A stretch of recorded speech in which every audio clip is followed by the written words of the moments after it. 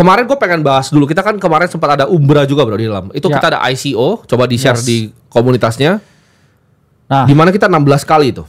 Ya, jadi ya Umbra ya salah satu play juga ya privacy. Kenapa? Karena kan yang bro team play ya itu Zcash itu kan privacy base ya. Benar. Kemarin kita juga lihat berbagai koin-koin privacy seperti Monero itu mengalami kenaikan, Dash juga mengalami kenaikan, dan ya akhirnya ada Umbra juga ya. Umbra juga suatu protokol ya base di Solana dan dia oversubscribe sebenarnya sampai kayak 16 kali oversubscribe-nya. Jadi dia willing ya buat kayak cuman dapetin around 750.000 ya. Cuman turns out to be kayaknya sampai 50 juta ya ke raise ya. Dan akhirnya ya kita share juga beberapa play di sini ya. ICO ya dari Umbra yaitu salah satunya. Dulu juga ada juga ya Aster salah satunya.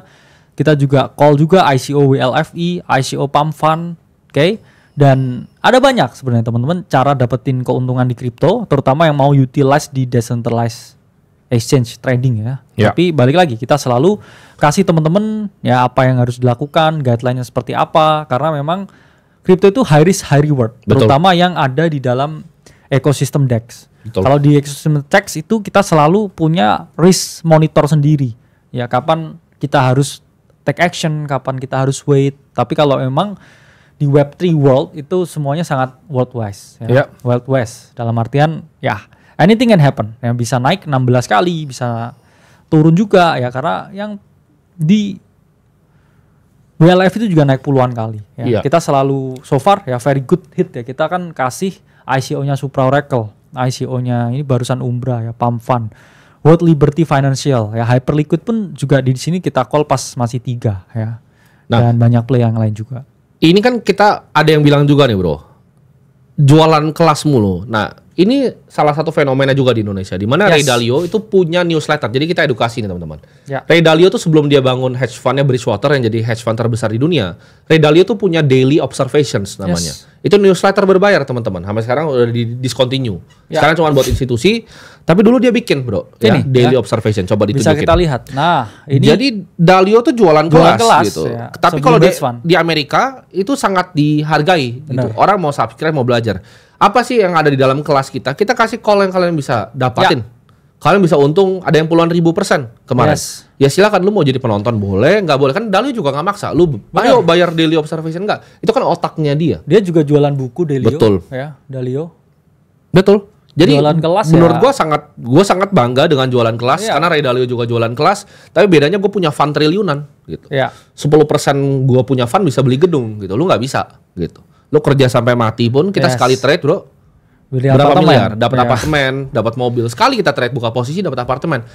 Lu kan nggak bisa gitu. Jadi ya udah. Benar. Lu nggak bisa bikin juga. Ada yang bilang oh tapi nanti ada yang gratis. Ada bro yang gratis. Tapi kan akhirnya jadi sampah kan? Ya kan? Benar. Bilangnya oh ini berdasarkan data saya kan begini. Ya gratis tapi kalau isinya tai gimana bro? Sama aja. Makanya daily observation Ray Dalio berbayar. Ada nggak newsletter gratis? Ada bro. Kemarin kan ada satu tuh yang kena ibaratnya kena bukan kasus tapi plagiarisme di luar. Jadi ada newsletter gratis namanya Milk Road. Dia ternyata cuma nge-kopas punyanya Global Macro Investor, punya Sir Raoul Pal. Ya itu kan gratis tuh. Nah gratis kelakuannya cuma begitu. Ada bilang tapi berita lebih cepat, yakin. Lu coba gabung Discord kita dulu deh. Discord berita kita jauh lebih cepat. Gratis juga. Kita juga gratis di Discord. Kalian tinggal join kok gratis. Kalau berita-berita doang mah ini nih tulis bukan jurnalis bisa. Adek gue juga bisa cuma tulis berita. Tapi kalau lu bikin calls yang lu beneran masuk posisi itu yang susah. Gitu. Itu yang susah. Kalian dia call Zcash nggak? Untung satu Indonesia. BNB mana?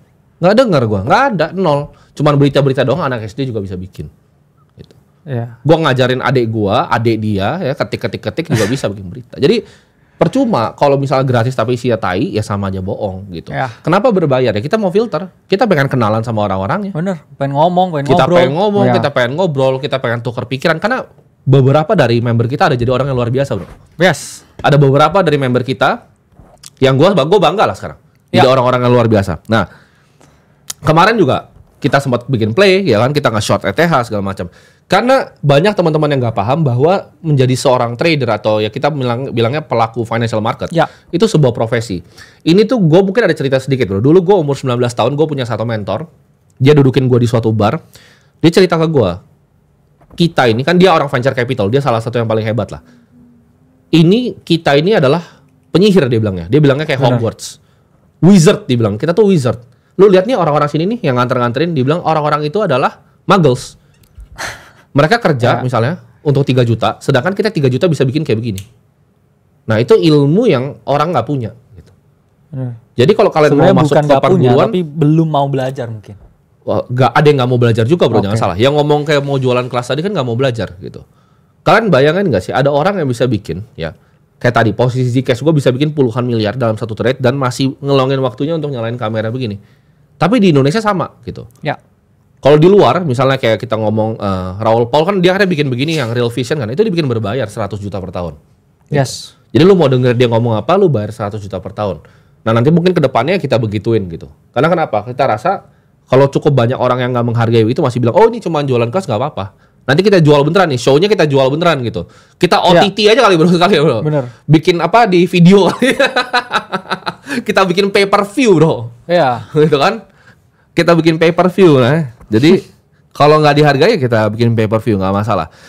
Dan gimana tanggapan lu mengenai seorang trader tuh memang profesi kayak Duncan Miller, kita ngomong Steve Cohen. Emang banyak yang melakukan ini untuk kehidupan sehari-harinya teman-teman. Ya.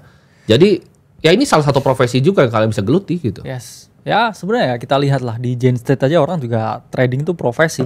Ya. Kalau kita lihat kan di sini juga layarnya banyak kan. Nah, terus habis itu juga mereka saling ngobrol ya sama peersnya ya. Terus saling ini berbagi informasi ya nyaring informasi. Dan ya karena semua orang tuh punya akses ke informasi yang sama. Cuman nggak semua orang tuh tahu aksinya harus gimana. Kalau di sini kan kayak begini mereka nggak ngerti. Dikiranya ini ngepet online, benar, gitu kan? Karena itu kayak ilmu sihir teman-teman, nggak paham karena kalian nggak ngerti makroekonomi, kalian nggak ngerti mikroekonomi, kalian nggak ngerti kalau suku bunga di luar naik atau turun dampaknya apa, kalian nggak paham gitu. Jadi kita itu paham dan kita manfaatin setiap inefisiensi di market yang menurut kita tinggal 5 tahun lagi gitu. Yes. Itu nggak cuma Jane Street, kalau lu buka Ken Griffin tuh baru beli rumah tuh $1 billion. Rumahnya aja 16 triliun. Nyari duitnya dari mana? Ya dari trading. Stadel nih, ya. Nah, coba kantornya lu kasih tunjuk tuh. Jadi teman-teman gambaran. Ini tuh bukan apa namanya sebuah tebak-tebakan atas bawah, industri lucu-lucuan. Beda ya teman-teman ya.